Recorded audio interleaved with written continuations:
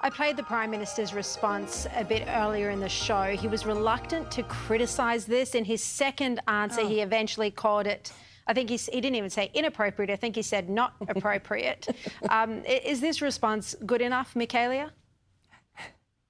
Well, I almost don't have an answer to you because it is so appalling what the Prime Minister didn't do. So let me tell you what's not appropriate, Shari. Not appropriate is jumping the queue at Woolies. Not appropriate is not wearing shoes into a restaurant after you've been to the beach. This is completely, totally and utterly unacceptable behaviour, mourning the death of the person who led a listed terrorist organisation in Australia. But on top of that, if they were in any way advocating for this particular organisation, it is potentially a criminal offence in Australia. So Mr Albanese has yet again shown the Australian people he does not have the backbone, the spine or the guts to look them in the eye and say what has occurred at these organisations is it's not just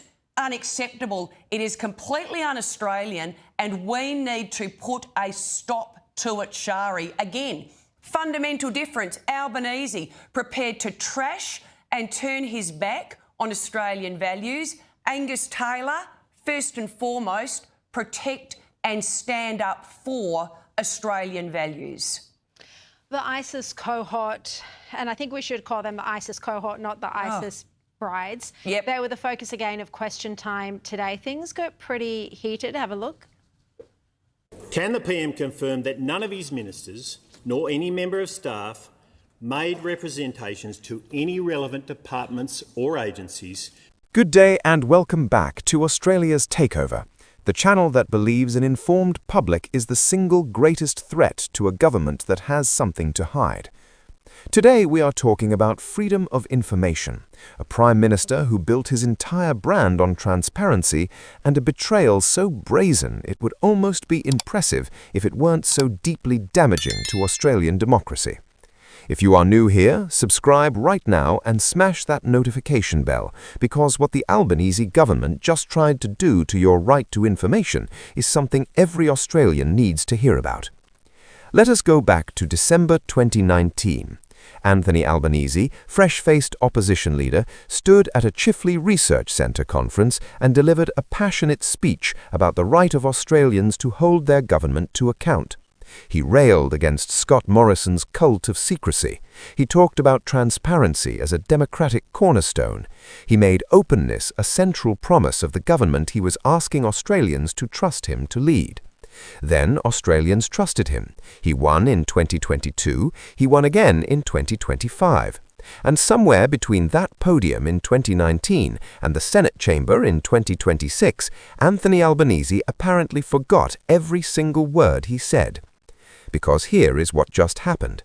The Albanese government introduced the Freedom of Information Amendment Bill 2025, a sweeping overhaul of Australia's FOI system that independent legal experts, integrity organisations, media freedom advocates, anti-corruption watchdogs, and virtually every crossbench senator in the building described as a direct assault on citizens' rights.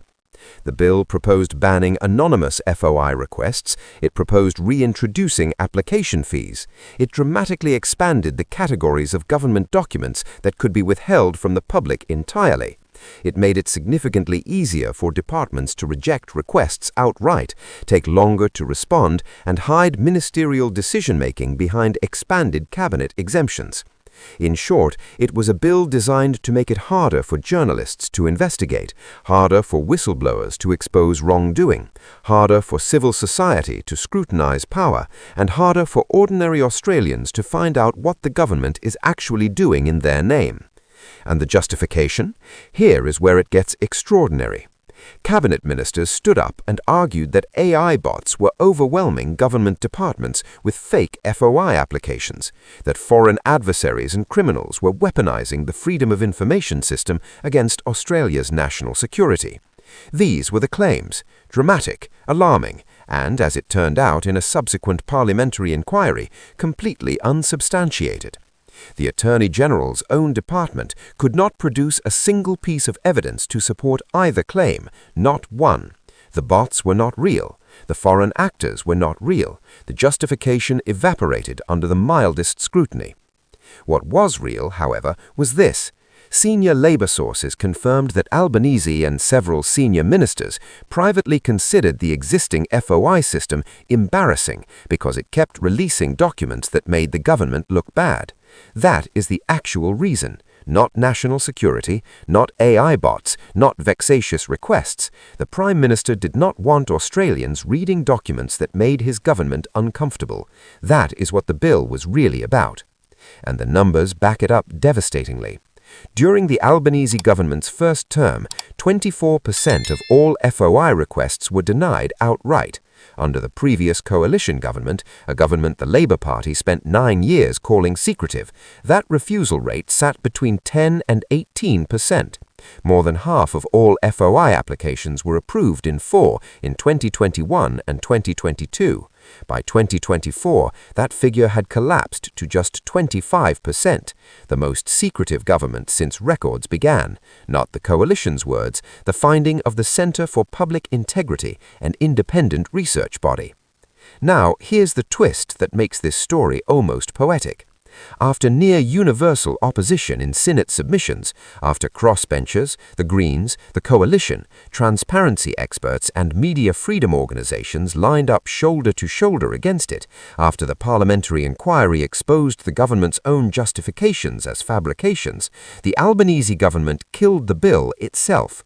Finance Minister Katie Gallagher walked into the Senate and quietly discharged it, admitting they didn't have the numbers. They didn't abandon the bill because they got caught, because the Senate said no, because civil society refused to stay quiet, because transparency advocates did exactly what a healthy democracy depends on them doing, and the government that tried to silence them was forced to back down. Geoffrey Watson, director of the Centre for Public Integrity, called it a significant betrayal of Labour's stated commitment to open government. Whistleblower founder Rex Patrick called it a victory for civil society, and the opposition, with considerable justification, called it a win for democracy and accused the government of being addicted to secrecy. Here's the thing about transparency. You cannot claim it selectively. You cannot run on openness in opposition, weaponize the right to information to attack your predecessor, then spend your years in power trying to lock the door behind you. Well, apparently you can try, but Australia was watching, and this time, at least, Australia pushed back. The bill is gone, but the instinct that created it, that's still sitting in the Prime Minister's office, waiting for another opportunity. Australia's takeover will be watching. Thanks so much for watching. Australia's Takeover appreciates every one of you.